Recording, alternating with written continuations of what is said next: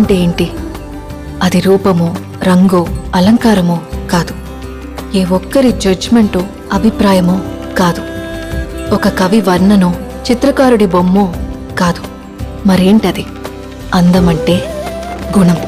అమ్మాయి నయుండి చెప్తున్నా, I don't want people to call me beautiful.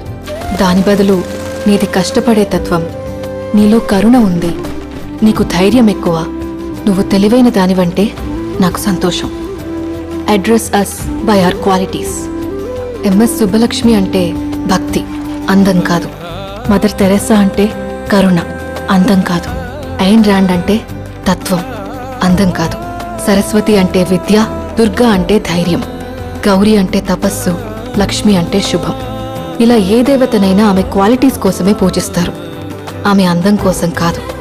నీ గుణాలే నీ సంతకమవుతాయి, నీ అందం కాదు. అందుకే ప్రపంచ